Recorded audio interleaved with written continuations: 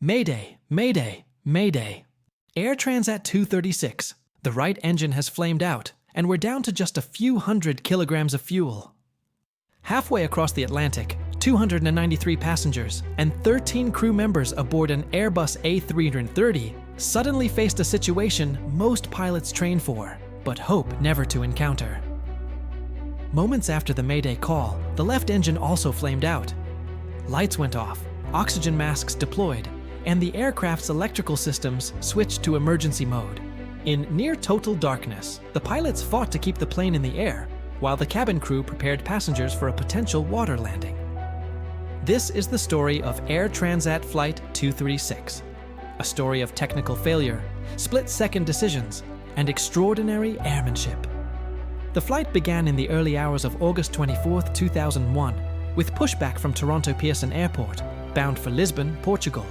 The route crosses the Western Atlantic, moving from Canada toward Europe, typically taking about 7 hours.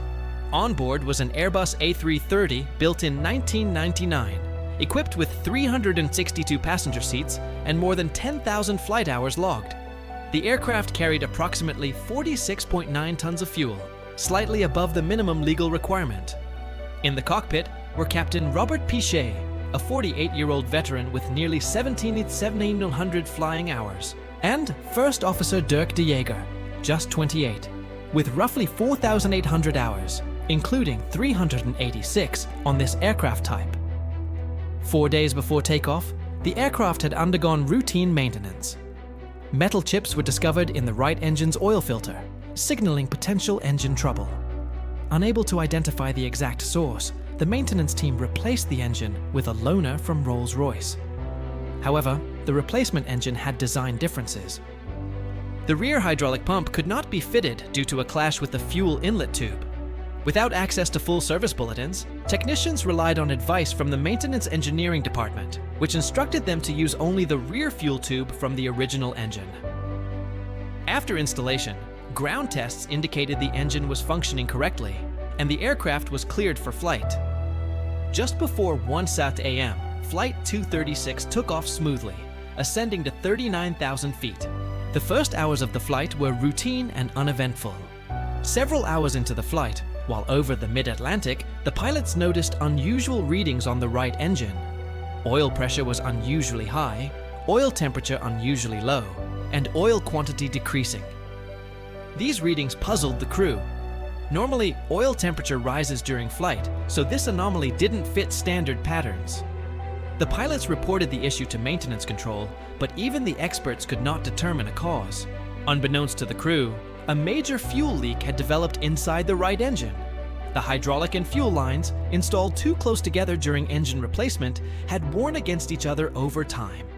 Eventually, friction caused a rupture, allowing fuel to escape at an estimated 12 to 15 tons per hour, far above the engine's normal consumption of 2.6 tons per hour.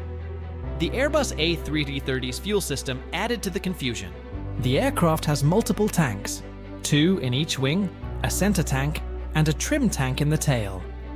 The trim tank helps maintain the aircraft's center of gravity by transferring fuel forward as wing tanks deplete. Normally, this transfer occurs late in the flight.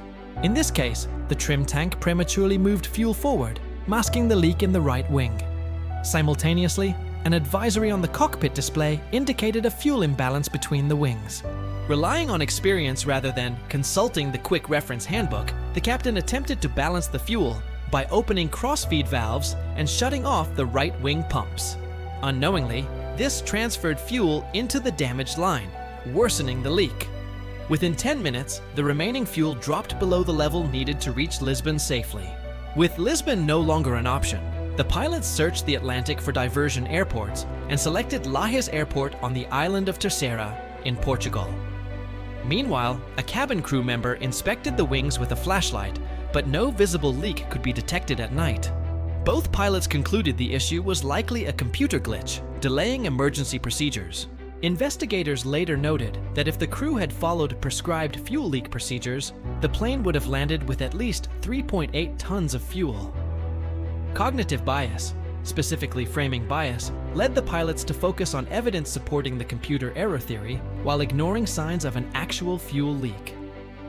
As the aircraft approached Leges, fuel levels continued to drop. The right engine flamed out first, leaving only the left engine. At 39,000 feet, the plane carried only 600 kilograms of fuel. Moments later, the left engine also failed. The cockpit went dark, cabin pressure dropped, and passengers donned oxygen masks. The aircraft deployed the ram air turbine, a small wind-driven emergency generator, which provided just enough electricity to maintain essential instruments. With both engines out, gliding toward the runway became the only option. Landing was extremely challenging. With no engines, critical systems were offline. No spoilers, no thrust reversers, limited nose-wheel steering. The captain managed descent carefully, maintaining a speed between glide and stall thresholds to maximize altitude and control. He had to stay above 140 knots for the ram air turbine to function, but below 200 knots to allow gear extension. Near runway 33, the aircraft was too high for a normal landing. The captain performed a 360-degree turn to lose altitude while the first officer extended landing gear and adjusted the slats to increase lift and reduce speed safely. On the final approach, the plane touched down hard at roughly 200 knots, much faster than a typical Airbus landing. 8 of the 12 tires burst, and the aircraft bounced before touching down again nearly 3,000 feet from the runway's start. Braking was difficult due to system limitations, but the plane stopped just 600 feet from the runway's end. Fire broke out in the left main landing gear, but Captain Pichet quickly ordered an evacuation.